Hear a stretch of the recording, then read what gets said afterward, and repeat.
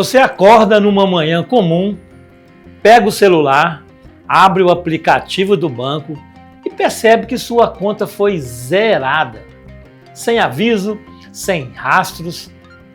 Agora multiplique essa cena por milhares. Foi exatamente isso que aconteceu no Brasil no dia 3 de julho, próximo agora, de 2025. Em questão de horas, o sistema Pix, o mesmo que milhões usam diariamente para pagar um café, dividir a conta do restaurante ou receber salário, foi violado em uma ação coordenada, ousada e sem precedentes. As primeiras notícias falavam em instabilidade, depois em tentativa de fraude. Mas ninguém estava preparado para o que viria a seguir. Milhões de reais desapareceram como poeira digital. Um clique ali, uma transferência ali e os sistemas de segurança bancária começaram a piscar em vermelho. Era como se alguém de dentro soubesse exatamente onde estavam os pontos cegos do sistema. Enquanto o Banco Central tentava entender o tamanho do estrago, os maiores bancos do país entravam em modo de contenção de danos. E a pergunta pairava no ar como fumaça: e se o Pix foi invadido? O que mais poderia estar vulnerável? A imprensa não demorou a chamar de o maior golpe digital já registrado no Brasil. Mas o que mais assustou as autoridades não foi o valor levado, foi a sofisticação do ataque. Não se tratava de um grupo de amadores tentando um golpe rápido. Alguém planejou isso nos mínimos detalhes. E o mais inquietante, pode ter sido alguém que ninguém suspeitava. Quer saber como isso aconteceu? Eu vou te contar tudinho. Mas antes, dá aquela força pra gente, curte o vídeo, compartilha com quem vai se interessar por essa história e segue o canal. Isso ajuda muito a gente a continuar trazendo conteúdo assim para você. Então vamos lá.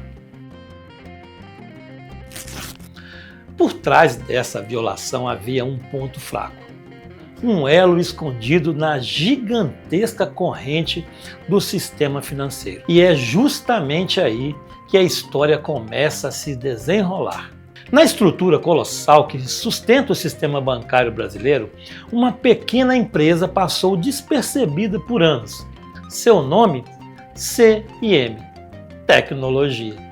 Pouca gente de fora do setor sabia da existência dela, mas seu papel era vital: fornecer suporte técnico e operacional para as instituições que se comunicam diretamente com o Banco Central. Em outras palavras, era uma espécie de ponte invisível entre bancos e o coração do Pix. E foi justamente por essa ponte que o ataque atravessou. A CIM não era uma empresa gigante, nem fazia parte dos noticiários. Mas dentro dos sistemas financeiros, ela tinha acesso a áreas extremamente sensíveis. Seus servidores processavam dados de milhares de transações por segundo. Era como uma central de energia que ninguém vê, mas da qual todos dependem. E como toda ponte mal vigiada, tornou-se um atalho perfeito para quem sabia exatamente onde pisar. O elo fraco da corrente não estava num sistema internacional nem num software importado. Estava aqui mesmo, discretamente, no meio da engrenagem nacional. Mas o que torna tudo ainda mais intrigante é que aparentemente a brecha não foi causada por um erro técnico, mas sim por alguém lá de dentro. Alguém que conhecia o funcionamento dos bastidores, que tinha a chave, sabia a senha e entendia a rotina. Quando autoridades começaram a investigar, todas as setas apontaram para dentro da própria CIM. Um ataque desse porte não começa com um clique, começa com permissão silenciosa, e aí que surge um nome, um rosto e um salário que ninguém esperava. Ele não usava terno, não ocupava cargo de chefia, não era conhecido fora dos corredores da empresa, mas em 2025 o Brasil inteiro passou a conhecer o nome de um simples funcionário da CIM Tecnologia, suspeito de protagonizar o maior ataque hacker já registrado contra o sistema Pix. Seu salário? R$3.000. Seu cargo? Técnico de suporte. Seu acesso? Quase restritos aos sistemas críticos da empresa. A discrepância entre sua posição modesta e o impacto do ataque levantou dúvidas de todos os lados. Como alguém tão comum conseguiu orquestrar um golpe com tamanha precisão? Segundo as investigações iniciais, ele teria utilizado credenciais legítimas para simular acessos rotineiros, como se estivesse apenas realizando manutenção comum. Mas por trás desses comandos havia algo a mais. Linhas de códigos escondidas, ordens disfarçadas de testes e uma movimentação extremamente silenciosa dentro dos servidores. A polícia encontrou indícios de que ele já atuava há semanas dentro da rede, testando vulnerabilidades sem levantar suspeitas. Ninguém suspeitava de nada, até que o sistema foi violado. E nesse momento, o técnico anônimo virou manchete nacional. Mas será que ele agiu sozinho? Ou seria apenas a ponta visível de um esquema muito maior operado com a precisão de um cirurgião e o anonimato de um fantasma digital? Nada nesse ataque foi impulsivo. Não houve pressa nem improviso. O que os investigadores começaram a desvendar era um plano executado com frieza matemática e precisão cirúrgica. Durante semanas, talvez até meses, o suspeito agiu como quem monta um quebra-cabeça, mas com todas as peças na mão. Os logs de acesso mostraram entradas frequentemente fora do horário comercial, alterações mínimas em arquivos internos e simulações camufladas de testes operacionais. Tudo cuidadosamente calculado para não chamar a atenção. Os especialistas forenses descobriram que ele criou um acesso paralelo, escondido sob permissões legítimas. Ou seja, enquanto um sistema dizia tudo normal, outro abaixo da superfície operava transferências invisíveis aos olhos comuns. Esses comandos não foram disparados de uma só vez, foram distribuídos em pequenos blocos, como se fizesse parte da rotina técnica da empresa. Ele sabia exatamente o que podia ou não acionar sem disparar alerta. E mais, manipulou registros para que após o golpe fosse difícil rastrear sua origem. O mais assustador, porém, foi perceber que o ataque envolveu dados estratégicos do próprio Banco Central. Informações que só circulam entre instituições certificadas, com sistemas espelhados e monitoramento constante. Como esses dados foram acessados? Teria sido vazados, compartilhados, hackeados de dentro? As perguntas se multiplicavam e quanto mais o plano era desvendado, mais ele parecia parte de algo ainda maior, como se o ataque fosse apenas um teste, um ensaio silencioso para algo mais audacioso. Quando os primeiros alertas foram disparados e os bancos perceberam o rombo, a pergunta inevitável surgiu: para onde foi todo aquele dinheiro? Rastrear transações digitais à primeira vista parece simples, afinal, tudo deixa um registro, certo? Mas não nesse caso. Os golpistas pareciam estar sempre um passo à frente. O valor desviado foi fragmentado em centenas de pequenas transferências espalhadas por contas recém-criadas em diferentes bancos digitais. Essas contas muitas vezes estavam registradas em nomes falsos ou laranjas, algumas criadas semanas antes, outras ativadas horas antes do golpe. O valor total se dividia em transferências de 2.000 a 5.000, 8.000, camufladas como se fossem transações comuns entre pessoas físicas. O destino final? Em boa parte dos casos, carteiras de criptomoedas, onde o rastro legal desaparece quando por completo. Em minutos, o que era Pix virava Bitcoin. e o que era real se tornava quase impossível de recuperar. Alguns valores foram transferidos para exchanges no exterior, usando protocolos que embaralham a origem das moedas, verdadeiras lavadoras digitais. Para os investigadores, isso indicava não só conhecimento técnico avançado, mas também colaboração externa especializada. Era como se o crime já estivesse ensaiado, pronto para ser executado com perfeição milimétrica. O dinheiro sumiu, mas o que ele deixou para trás foram rastros, conexões e suspeitas que apontam para um esquema ainda mais profundo. Os bastidores disso estavam prestes a implodir. Quando as primeiras suspeitas surgiram e o ataque foi finalmente detectado, algo estranho aconteceu. Nenhuma nota oficial foi divulgada imediatamente. Nenhum banco se pronunciou, o Banco Central permaneceu em silêncio. Nos bastidores, o clima era de puro pânico institucional. Reuniões emergenciais foram convocadas às pressas, executivos de grandes bancos, técnicos da área de segurança digital e representantes do governo se encontraram virtualmente, em salas fechadas. As palavras de ordem?